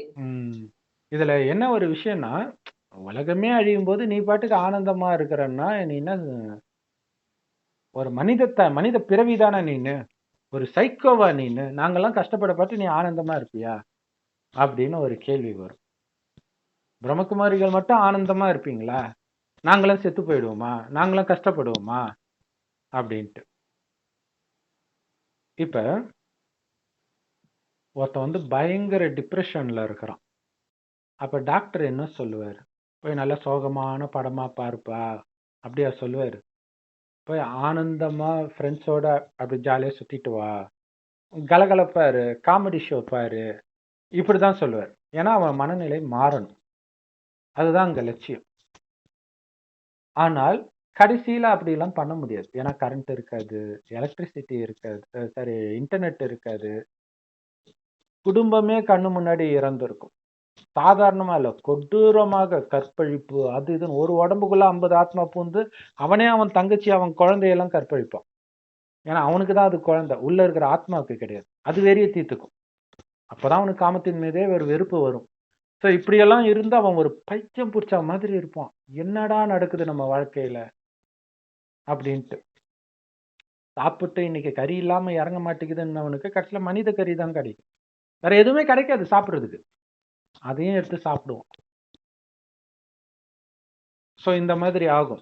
அப்புறம் கற்பழிப்பு இந்த மாதிரி விஷயங்கள்லாம் நடக்குது. அது எவ்வளவு பெரிய தண்டனை இல்ல பிரதர். ஒரு விலங்கு கூட அதே இனத்தோட கறியை சாப்பிடாது. பட் மனிதர்களுக்கு அப்படி ஒரு நிலைமை வருதுங்கிறது எவ்வளவு பெரிய மோசமான விஷயம். தன் குழந்தையே சாப்பிடுவாங்க. அது பைபிள்ல இருக்குது. பைபிள்ல இருக்குது. இன்னைக்கு வந்து விலங்கு அப்படி சாப்பிடும். குட்டி போட்ட உடனே நாய் வந்து ஒரு குட்டியை சாப்பிடும். ஒரு சில விலங்குகள் அப்படி சாப்பிடும். அதே மாதிரி மனிதன் பண்ணுவான் கடைசியில. ஸோ இது ஆக்சுவலா நல்லதா போச்சு. என்ன அப்படின்னா, இந்த வெஜிடேரியன் நான் வெஜிடேரியன் இந்த டிபேட்டுக்கு வந்து ஒரு சகோதரி வந்து ஒரு சகோதரர்கிட்ட கேட்குறாங்க வெளிநாட்டுல. மனிதன் எல்லாத்தையும் சாப்பிட்றதுக்கு தானே பிறந்திருக்கிறான் அப்படின்ட்டு. ஸோ அப்ப அவர் என்ன சொல்றாருன்னா 70% விலங்குகளே வெஜிடேரியன் தான், 30% தான் நான் வெஜிடேரியன் சாப்பிடுது. இப்ப நீங்க வந்து சிங்கம் புலியை எடுத்துக்கிட்டு ஏன் அது சாப்பிடுறது நாங்க சாப்பிடக்கூடாதான்னு கேக்குறீங்க. அது பண்ற எல்லாம் நீங்க பண்ணுவீங்களா? இல்லையா? ஒரு பெண்ணை பார்த்த உடனே ஆண் சிங்கம் என்ன பண்ணும்? அப்படியே இங்க நீங்க பண்ணிட்டு இருக்கிறீங்க அப்படின்னு கேட்கிறாரு. அடுத்தது இந்த குட்டி தான் போட்ட குட்டியை அதுவே சாப்பிட்டுரும். நீங்க சாப்பிட்டுருங்களா? போலீஸ் விட்டுருமா? சிங்கம் சாப்பிடுச்சு அதனால நானும் சாப்பிட்டேன்னா விட்டுருமா போலீஸ்? அப்ப இந்த ஒரு விஷயத்துல மட்டும் நீங்க அதை காப்பி அடிக்கணும்னு நினைக்கிறீங்க. அதானே பிரதர். இது பாருங்களேன், காட்டு விலங்குகளை அடிக்க கூடாது, கோழி, ஆடு அமைதியா இருக்கிறத அடிக்கணும். ஆமா, அமைதியா இருக்கிறத அடிச்சு சாப்பிடணும். அதை அடிச்சா புட்டி ஜெயில போட்டுருவாங்க. நம்ம அடிக்க முடியாதுல்ல பிரதர். அடிக்க முடியாது, அடிக்க முடியாது. அதையும் மீறி நீங்க சுட்டாலும் நீங்க ஜெயிலுக்கு போயிடுவீங்க. அதுதான், அது ஏன் அப்படி ஒரு சட்டம்? மான், மயில், சிங்கம், காட்டு விலங்குகள் இதெல்லாம் சாப்பிடக்கூடாது, பிடிக்க கூடாது, சுடக்கூடாது. ஆடு, மாடு, கோழி மட்டும் சாப்பிடலாமா? அது என்ன பாவம் பண்ணுச்சு? ஏன்னா அடிக்ட் ஆயிட்டாங்கல்ல. எப்படி ஒரு சட்டம் பிரதர்? எப்படி ஒரு சட்டம்னா, இப்ப ஓரின சேர்க்கை தப்பு இல்லைன்னு சட்டம் வந்தது இல்ல, அந்த மாதிரி எல்லாரும் அந்த தப்பு பண்ண ஆரம்பிச்சதுக்கு அப்புறம் என்ன பண்றது? சட்டத்தை மாத்திக்க வேண்டியதுதான். நாளைக்கு கற்பழிப்பு கூட தெரியலன்றது. ஏதோ ஒரு நாட்டுல காட்டு விலங்குகளை அடிச்சு சாப்பிடலாம்னு சட்டம் போட்டாங்க. ஏன்னா அங்க அரசாங்கமே வெட்டி கொடுக்குது. அந்த அளவுக்கு பஞ்சம். அதான் அந்த நிலைமைக்கு கட்சியில தள்ளப்படுவாங்க. சரி, இப்ப நம்ம முக்கியமான விஷயம் காலி ஆயிடுச்சுன்னா அடுத்து மனிதர்கள். கரெக்ட். சரி, இப்ப முக்கியமான விஷயம் என்ன அப்படின்னா, நம்ம சொன்ன மாதிரி டிப்ரெஷனா இருக்கிறவனுக்கு தேவை ஆனந்தம். கடைசியில அனைத்தையும் இழந்து இருக்கிறவன், கொடூரமான முறையில தன்னுடைய குடும்பத்தை இழந்தவன், அவனுக்கு எதை வைத்து ஆனந்தம் வரும்?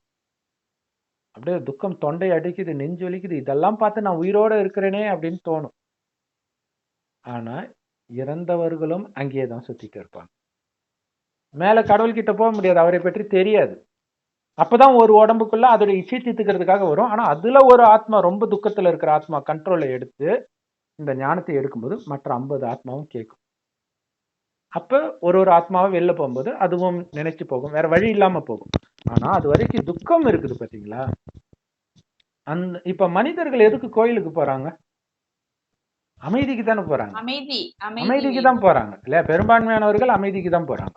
இன்னொன்னு மேக்ஸிமம் மூவி வெளியில போறதே அதுக்கு தானே பிரதர். வீட்ல ஒரு சேட் நியூஸ் இருக்கும், இல்ல வீட்ல ஒரு அமைதி இல்லாம இருக்கும். வெளியில போனா மனசு நல்லா இருக்குமே அப்படின்னு நினைச்சிட்டு தான் போறாங்க. ஆமா, சினிமா பார்க்கலன்னா மென்டல் ஆயிடுதுங்களாம் பொண்ணுங்க. அதனால இவர் அழிச்சிட்டு போறாராம். சோ இந்த மாதிரி இருக்காங்க. சாப்பாட்டுக்கே வழி இருக்காது, கடன் வாங்கி சுத்திட்டு வருவாங்க. சரி, ஆனால் இப்ப எதுவுமே கிடையாது. எதெல்லாம் உங்களுக்கு சந்தோஷத்தை கொடுக்கும்னு நினைச்சீங்களோ அத்தனையும் துக்கம் கொடுக்க ஆரம்பிச்சிருச்சு. இப்ப என்ன பண்றது? இப்ப உங்களுக்கு சந்தோஷம் தான் அங்க தேவை. சாப்பாடு கிடைக்குது கிடைக்கல, அது கண்டதை கிடைக்கிறத சாப்பிடுவீங்க. ஆனா எதை சாப்பிட்டாலும் உங்களுக்கு சந்தோஷம் கிடைக்காது. அங்க சாராயமும் கிடைக்காது மறக்கிறதுக்கு. அப்ப என்ன ஆகும் உங்க நிலைமை? பேயா அலைவீங்க, அப்படியே துக்கத்துல அப்படியே எங்க பார்த்தாலும் மரண ஓலம் தான். அப்ப இந்து தெய்வங்கள் கோயில்ல இருக்குது, எந்த தெய்வங்களுடைய முகமாவது அப்படியே அழுதுட்டு இருக்கிற மாதிரி பார்த்துருக்கிறீங்களா? எல்லாம் சிரிச்ச முகத்தோட இருக்கும். ஆனா போறவங்க துக்கத்தோட போறாங்க இல்லையா? துக்கம் தாங்காதவங்க கோயிலுக்கு போவாங்க நிம்மதி கிடைக்கும்ட்டு. நீங்க அழுவுறீங்கன்ட்டு அது கூட சேர்ந்து அழுதுட்டா இருக்குது, அது ஆனந்தமா இருக்குது. அது ஆனந்தமா இருக்கிறதுனால தான் உங்களுக்கு அமைதி கிடைக்கும். அதுவும் அழுதுட்டு இருந்தா உங்களுக்கு எப்படி அமைதி கிடைக்கும்? அந்த நம்ம எவ்வளவு துக்கத்துல போவோம், போயிடுக்கு அந்த கோயில் சாமி சிலைய பார்த்ததும் மனசு அப்படியே அமைதியாயிடும். அது உங்க துக்கத்தை பார்த்து அப்படி இருக்காங்க. அது உங்க துக்கத்தை பார்த்து சந்தோஷப்படல. கரெக்ட். அதோடைய குணம் சந்தோஷமா இருக்குது. அதை பார்க்கும்போது உங்களுக்கு சந்தோஷம் வருது. அததான் வைப்ரேஷன் சொல்றோம். அது சிலை. அந்த சிலையுடைய உயிரோட்டமானவர்களாக நம்ம இப்ப மாத்துறார். ஏன்னா கோயில் சொர்க்கத்தில் இருக்கிறவங்களுக்கு தான் கோயில் கட்டுறாங்க. அந்த சொர்க்கத்தில் இருந்தது நாம தான். ஆனா சொர்க்கத்தில் இருந்ததுக்காக கோயில் கட்டல. ஏன்னா அது சுகமான உலகம். அந்த சொர்க்கத்துக்கு போறதுக்கான முயற்சி பண்ணும் பொழுது சொர்க்கத்தில் இருக்கும் ஆனந்தத்தை இங்க இருந்தே எடுத்துட்டு வரீங்க. ஆத்மாவில் கவனத்தை செலுத்தி, வெளி உலக விஷயத்துல கவனத்தை செலுத்தி கிடையாது. அப்படி ஆத்மாவில் கவனத்தை செலுத்தி அந்த உச்ச நிலையை அடையும் பொழுது உடல்ன்றதே மறந்துடுவீங்க. உங்களுக்கு ரெண்டே விஷயம் தான் நினைவு இருக்கும். ஆத்மா நான் சொர்க்கத்துக்கு போறேன், இறைவன் நினைவுல சொர்க்கத்துக்கு போறேன், சொர்க்கத்துக்கு போறேன், பரந்தாமத்துக்கு போறேன், சொர்க்கத்துக்கு போறேன். ஸோ ஃபர்ஸ்ட் ஆத்மா மேல போகும், அதான் பரந்தாமம் பரலோகம்னு சொல்றது. அடுத்தது சொர்க்கத்துக்கு வரும். இந்த ரெண்டு தான் ஞாபகம் இருக்கும், வேற எதுவும் ஞாபகம் இருக்காது. இது என் அப்பா, என் அம்மா, குழந்தை, மனைவி எதுவும் ஞாபகம் இருக்காது. அப்படி ஒரு ஆனந்தம் இருக்கும். அந்த நேரத்துல சொர்க்கத்தின் காட்சியே உங்களுக்கு கிடைக்கும். சொர்க்கத்துல இருக்கிற மாதிரியே வேற காட்சி கிடைக்கும். மற்றவர்களுக்கும் உங்களை பார்க்கும்போது காட்சி கிடைக்கும். அந்த அவங்க உங்களுடைய கடவுள். விஷ்ணு பக்தர்னா விஷ்ணுவா தெரிவாங்க, அம்மன் பக்தர்னா அம்மனா தெரிவாங்க, இயேசு பக்தர்னா இயேசுவா தெரிவாங்க. இந்த மாதிரி தெரியும் போது அவங்களுடைய திருப்தி அவ்வளவுதான். பார்த்தாலே திருப்தி அடைஞ்சிடுவாங்க. வரதை பத்தி எல்லாம் கவலை இல்லை. அடுத்தது அந்த வைப்ரேஷன், ஆனந்தத்தின் வைப்ரேஷன் சுத்தி பரவும். இவங்க எல்லாம் அழுது இதை அப்படி துக்கம் நிரம்பிய வைப்ரேஷனா மாத்தி வச்சிருப்பாங்க. கம்முன்னு இருக்கிறவனா அங்க போனா அழ ஆரம்பிச்சிடுவான். அந்த மாதிரி மாத்தி வச்சிருப்பாங்க. அப்ப இங்க வரும்போது எல்லாத்தையும் பறி கொடுத்துட்டு வருவாங்க. அப்படியே உங்க கிட்ட வரும்போதே ஒரு ஆனந்தம், ஒரு அமைதியை அனுபவப்படுவாங்க. ஆச்சரியமா இருக்கும். உங்களை விட்டு போக மனசு வராது. எப்படி கோயிலுக்குள்ளேயே இருக்கிறவன்னு நினைக்கிறாங்கல்ல, அந்த மாதிரி இருக்கும். அதுக்கு உங்களை தயார்படுத்துறார் கடவுள். அதற்காகத்தான் பிரம்மகுமாரிகள் கடைசியில உலகம் அழியும் போது ஆனந்தமாக இருப்பார்கள். அது ரொம்ப ரொம்ப முக்கியம். நீங்களும் ஆனந்தமாக இருக்கிறதுக்காக தான் இந்த ஞானத்தை கொடுக்கிறது. ஆனா நீங்க நிராகரிக்கும் பொழுது, விட்டுட்டு போனாலும் கடவுளுக்கு குழந்தை நீங்க. நீங்க கடவுளே இல்லைன்னு சொல்லி எட்டி உதைச்சாலும் அப்பா குழந்தைய தூக்கி கடாச மாட்டார். அந்த எட்டி உதைச்ச காலத்தை மட்டும்தான் கொடுப்பாரு. கடவுள் உள்ளம் கொண்டவர். அவர் சொல்றாரு, என்னுடைய குழந்தைனா நீ என்ன மாதிரி இல்ல இருக்கணும். அப்ப உன்னுடைய ஆனந்தம் வெளியில இருந்து வரக்கூடாது. அதுக்காக தான் வெளியில இருக்கிற மயக்கத்தை எல்லாம் கட் பண்ண சொல்றாரு. உள்ள இருந்து அந்த ஆனந்தத்தை உருவாக்க கத்துக்கோ. ஏன்னா எல்லாமே இப்ப கட்டாக போகுது. அப்பவும் உன்னுடைய ஆனந்தம் குறையவே கூடாது.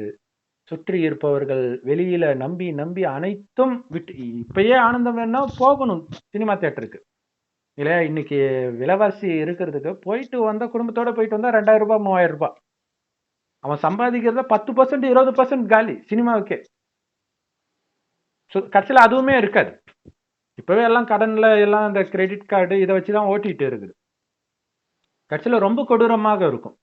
அந்த நேரத்துல இறைவனை நினைத்தால்தான் மேல போக முடியும். இறைவனை இப்பவே நினைக்கிறது எடுத்த உடனே கஷ்டம். பயிற்சி பண்ணதான் வருது. அப்ப கடைசி நேரத்துல துக்கத்துல எப்படி இறைவனை நினைக்க முடியும் அவங்களால? அப்ப அவங்களுக்கு அமைதி அங்க தேவைப்படுது.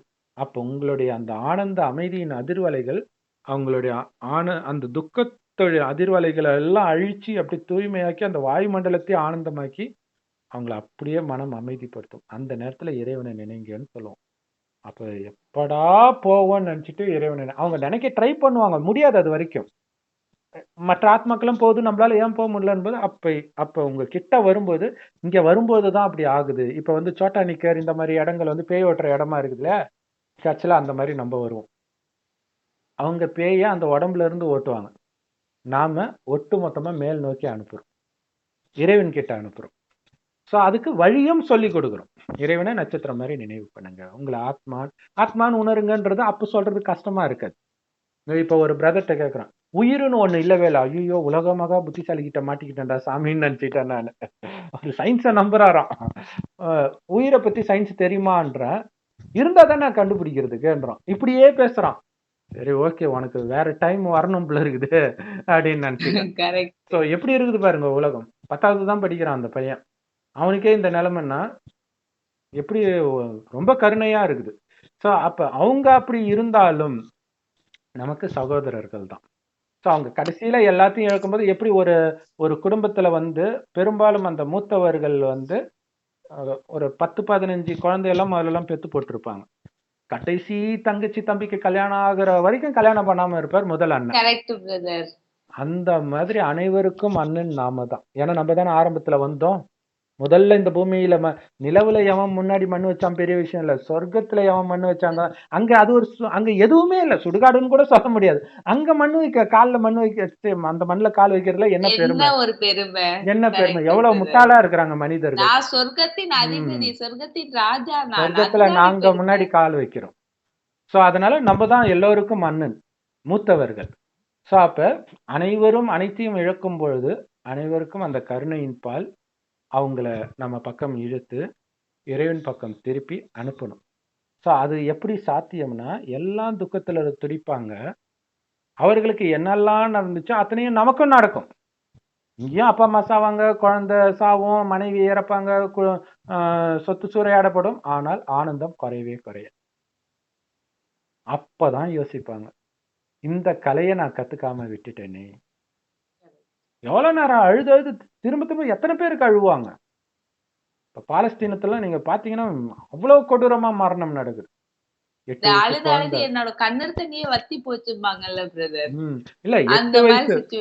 வயசு குழந்தை, 10 வயசு குழந்தை இறக்குறத பார்க்கும்போது எப்படி இருக்கும். இதுல வேற வஜன்னு குழந்தை வேற பெத்து வச்சிருக்கிறாங்க. என்ன தைரியத்துல அந்த இடத்துல போய் அவ்வளவு பெத்துக்கிறாங்கன்னு தெரியல. கேட்டா சண்டை போடுறதுக்கு அந்த தீவிரவாத இயக்கங்கள் வந்து எங்களுக்கு ஒரு 2 குழந்தைய கொடு அப்படின்னு கேட்கறது. எல்லாமே இலங்கையிலே இது நடந்துச்சு.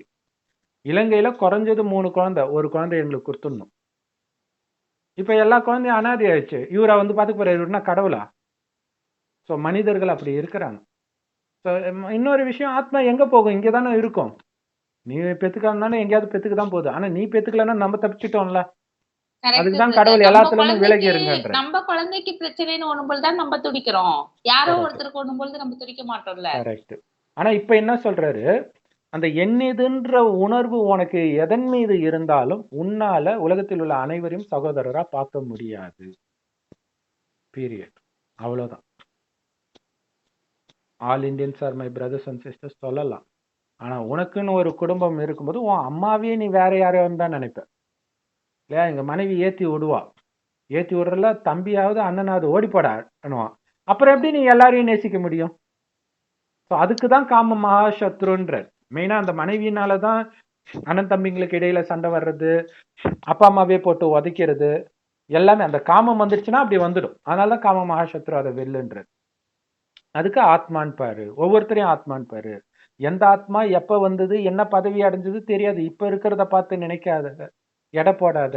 இப்ப அது தப்பு கூட பண்ணலாம், ஏன்னா எல்லாம் மாயா வந்து சுயநலமா ஆக்கிடுச்சு. ஆனா எப்பவுமே அது அப்படி கிடையாது. இன்னைக்கு உனக்கு யாரு துக்கத்தை கொடுக்குறாங்களோ அவங்கதான் ஒருவேளை இந்த ஞானத்தை எடுத்தால் சொர்க்கத்தில் உனக்கு வேலைக்காரங்களா வருவாங்க. ஞானத்தை எடுக்கலன்னா நீ சொர்க்கம் முடிந்து மறுபடியும் இங்க நரகத்துக்கு வரதான் போறோம். அங்க வேலைக்காரங்களா வருவாங்க. எப்படியா இருந்தாலும் உன்னை தாங்குன்னு தாங்கினவங்க தான் இன்னைக்கு உனக்கு துக்கம் கொடுப்பாங்க. அதையும் நீ எடுக்காத அளவுக்கு இறைவன் நினைவில் அனைத்தையும் இழப்பதற்கு தயாராக இருந்தால் ஆனந்தத்தை இழக்க மாட்டேன். ஆனா அதை இழக்க தயாரா இல்லைன்னா ஆனந்தத்தை இழந்து நீ அதை பிடிச்சி என்ன பண்ண போற? கோர்ட்டு, கேஸு, வெட்டு, குத்துன்ட்டு. ஸோ அதுக்காக தான் இறைவன் வந்து கருணையற்ற கடவுளா, மற்றதெல்லாம் கவலைப்படாத, மற்றதெல்லாம் கவலைப்படாதன்னு அவர் எல்லார்கிட்டையும் சொல்றாரு. பெரியார் என்ன சொன்னாரு? மனிதனை கடவுளை மற, மனிதனை நினை. அதனால்தான் உலகம் மோசமாச்சு. கடவுள் சொல்றார், மனிதனை மற, மனிதனை இல்ல, உன் கண்ணுக்கு தெரிகிற எல்லாத்தையும் மற, என் ஒருவனின் நினைவில் ஏறு. ஸோ இறைவனுக்கு உடம்பே எடுக்கல, அதுக்காக தான் அவரு. அப்ப வெறும் ஆத்மாவாக நினைவு பண்ணு, நீயும் ஆத்மான்றத உணரு. அப்ப அந்த நிலை அடைய அடைய ஆனந்தம் அனுபவமாக ஆரம்பிக்கும். அந்த ஆனந்தம் வர வர உங்களுக்கு இங்கே சேமிப்பாகும். சொர்க்கத்துக்கு தேவையான அத்தனையும் ஆத்மால சேமிப்பாயிடுது. அதை வச்சுதான் அங்க அழிவற்ற செல்வம் வருது. அந்த மாதிரி உலகத்தை அடைவதற்காக இந்த ஞானத்தை நிராகரிக்கிறவங்களுக்கும் அடைக்கலம் கொடுத்து முக்தி அளிப்பதற்காக இறைவன் உங்களை ஆனந்தமா இருக்க சொல்ற. ஒரு பாட்டு ஒண்ணு வரும், ரஜினிகாந்த் பாட்டு, மரத்தை வச்சவன் தண்ணி ஊத்துவான் அப்படின்னு. அந்த ஃபர்ஸ்ட் லைனே சூப்பர் லைன் இல்லையா? கடவுள்கிட்ட எல்லாத்தையும் விட்டுடு, உன்னை நம்பியா வந்தது, உனக்கு முன்னாடியே அந்த குழந்தை இங்க இருந்தது, தாத்தாவா இருந்தது, நீ உன்னிதுன்னு நினைச்சிட்டு இருக்காத, புடிச்சிட்டு இருக்காத, உன்னை நான் பாத்துக்கிறேன்ல, அதை எனக்கு பாத்துக்க தெரியும், விட்டுருன்ற. ஸோ அதுல பாத்தீங்கன்னா இவங்க நலம் பெற நீ படிப்பாய், இதற்காக நீ படிப்பாயின்னு வரும் அந்த பாட்டுல. அந்த மாதிரி இறைவனுடைய ஞானத்தை நாம படிக்கிறது ஒட்டுமொத்த உலகத்தையும் காப்பாத்துறதுக்கு, சொர்க்கமா மாத்துறதுக்கு. சொர்க்கத்துக்கு வராதவங்களுக்கும் முக்தியை கொடுத்து துக்கமான உலகத்துல இருந்து காப்பாத்தி அனுப்புறோம். ஸோ அவங்க தண்டனை எல்லாம் அனுபவிப்பாங்க, கடைசியில அவங்கள மேலையும் அனுப்பிடுறோம். அனுப்பின பிறகு அவங்க மறுபடியும் அடுத்த கல்பத்தில், இந்த 5000 வருடத்தை ஒரு கல்பனம், இதுல என்ன நடக்குதோ அதே தான் திரும்ப திரும்ப நடக்கும். அப்படின்னா 5000 வருடம் முன்னாடி இதே வீடியோ இதே நேரம் நாங்க போட்டிருந்தா தான் இப்பவும் போடும். ஒவ்வொரு கல்பத்திலும் இதே நேரம் தான் இந்த வீடியோ போடும். நீங்களும் எந்த நேரம் பாக்குறீங்களோ அதே நேரம் தான் இந்த வீடியோவை பார்ப்பீங்க. என்ன மனநிலையில பாக்குறீங்க, என்ன மனநிலையில கமெண்ட் போடுறீங்க, என்ன கமெண்ட் போடுறீங்க, ஒரு எழுத்து விடாம மிஸ்டேக் பண்ணா கூட அதே தான் பண்ணுவீங்க. அந்த அளவுக்கு நிச்சயிக்கப்பட்டிருக்கு. ஸோ அப்ப இப்ப கடைசியில இறைவனுடைய ஞானத்தை கேட்டு அதன்படியே நடந்தால் ஆரம்பத்துல வருவோம். கொஞ்சம் பலகீனமா இருந்தா கொஞ்சம் லேட்டா வருவோம். ஞானத்தை நிராகரிக்கிறவங்க நரகத்துல அந்தந்த மதத்தில் அந்த மதத்தை அவங்க கரெக்டா ஃபாலோ பண்ணி கடைசியில இறைவனை பக்காவா நினைச்சிட்டாங்கன்னா அந்த மதத்தின் ஆரம்பத்துல வருவாங்க. இல்லாட்டினா அந்த மதத்திலுமே லேட்டா தான் வருவாங்க. ஸோ கடைசியில வருவாங்க. ஸோ அந்த கடைசியில வரவங்க தான் இப்ப இந்த உலகத்தின் மீது மிகப்பெரிய தாக்கத்தை செலுத்துபவர்களாக இருப்பாங்க. ஏன்னா அவங்களுக்கு இயற்கையா தூய்மையின் சக்தி இருக்கும், மேல இருந்து வராங்க இல்லையா? ஆனா அவங்க எல்லாரும் நாஸ்திகரா இருப்பாங்க. அதான் கொடுமை. ஏன்னா அவங்க வரும்போது நாஸ்திகம் தானே உலகத்துல இருக்குது. அவங்க பாட புஸ்தகத்தையும் சினிமாவையும் பார்த்துலாம் வளர்றாங்க. அதுல வெட்டு குத்து, இந்த பிரெஞ்சு ரெவல்யூஷன், இந்த ரெவல்யூஷன், ஸோ அதுதான் உண்மைன்னு நினைச்சிட்டு இருக்கிறாங்க. ஸோ அவங்களை ஹீரோவா நினைக்கிற மனிதர்கள் எப்படி இருப்பாங்க? ஸோ மனித வழியை விட்டுட்டு கடவுள் கையை பிடி, கடவுளின் வழியை பிடி, சொர்க்கத்துக்கும் வருவ, பலரை காப்பாற்றக்கூடிய மிகப்பெரிய புண்ணியமும் நீ பண்ணுவ. சொர்க்கத்துக்கு வர வைக்கிறதுக்கான ஞானத்தையும் அவங்களுக்கு கொடுப்ப, கேட்காதவர்களுக்கு சக்தியும் கொடுப்ப. இன்னைக்கு இல்லைனாலும் நாளைக்கு மாறிடுவாங்கன்ற அந்த நம்பிக்கை கடைசி வரைக்கும் வச்சுக்கிட்டே இருப்போம். ஒரு தாய் வந்து தன் குழந்தையை திருந்துவான் தான் நினைப்பானே தவிர அவன் உருப்பட மாட்டான்ற எண்ணமே வராது. ஊரே சொல்லும் அவன் மாற மாட்டான்னு. அந்த குழந்தை சொல்லும், இல்ல அந்த குழந்தை நல்ல குழந்தை, எனக்கு தெரியும், அந்த சின்ன வயசுல பார்த்ததே தான் அந்த அம்மாவுக்கு ஞாபகம் இருக்கும். அந்த அம்மாவே தூக்கி போட்டு கூட உதைக்கும் அந்த குழந்தை, இருந்தாலும் என் குழந்தை நல்ல குழந்தைன்னு. அப்ப கடவுள் எப்படி இருப்பார்? ஏன்னா அவர் வந்து அந்த சொர்க்கத்தில் நீங்க எப்படி இருந்தீங்களோ அதைத்தான் மனக்கண்ணால பார்த்துட்டு இருக்கிற. கண்டிப்பா என் குழந்தை மாறும் மாறும் மாறும் நம்பிக்கையை வச்சு வச்சு நம்மை அந்த கடைசி கடவுள் சொல்றாரு, ஒரு சத்தியம் வாங்குற, என்ன ஆனாலும் நீ அழக்கூடாதுன்ற. என்ன இருக்குது அழறதுக்கு? உன் கணவனா செத்து போயிட்டான்ற. ஏன்னா நமக்கு எல்லாருக்கும் கணவன் சிவபெருமான் தான் இல்லையா? இது ஆத்மீக சம்பந்தம். ஆத்மாவுக்கு கணவன் பரமாத்மா. அதனால்தான் மீனாட்சி திருக்கல்யாணத்துல எல்லா பெண்களும் தாலி அவுத்துட்டு இன்னொரு தாலி கட்டுவாங்க. அதோடைய அர்த்தம் என்னன்னா, மனிதனுக்கு மனைவியா இருந்தது போதும், இப்ப நான் சிவனுக்கு மனைவி ஆகிறேன்னு. அந்த பார்வதி நாம தான். அங்க ஐயர் வந்து கட்டுவார் பார்வதிக்கு தாலி சிவன் சார்பா. அந்த நேரம் நீங்க கட்டிக்கிறீங்கன்னா என்ன அர்த்தம்? சிவன் எனக்கு கட்டுறான்னு நினைச்சு தானே கட்டுறீங்க. அப்ப சிவனுக்கு தானே மனைவி. ஸோ இப்படி சிவனுக்கு மனைவியாக இருந்தால் தீர்க்க சுமங்கலி தான். நம்ம கணவனுக்கு மரணமே கிடையாது. அவர் நம்ம ஏமாற்றவும் மாட்டார். அவரு கண்ணுக்குள்ள வச்சு பாத்துக்கிறேன்றாரு. அப்பா அப்படின்னு நினைத்தால், நாங்க அப்பான்னு தான் கூப்பிடுவோம், பாபான்னு ஹிந்தியில சொல்லுவோம். பாபான்னு சொன்னா அந்த செகண்ட் அந்த இடத்துல நான் இருக்கிறேன், உங்களுக்கு ஒன்றும் ஆகாதுன்ட்டு. இதை வைத்துதான் யாம் இருக்க பயமேன்னு இந்த மாதிரி விஷயம்லாம் வருது மதங்கள்ல. ஸோ பிரம்மகுமாரிகள் ஆனந்தமாக இருக்க கற்றுக் கொடுப்பது பிறருடைய துக்கத்தை நீக்குவதற்காக. ஸோ அதை புரிஞ்சுக்கணும். ஸோ இது தெரியாம அந்த மாதிரி கேள்வி கேட்கும் பொழுது அதற்காக தான் இந்த video. Om Shanti. Thanks for வாட்சிங். Om Shanti sister. Thank you. Om Shanti brother. Thank you.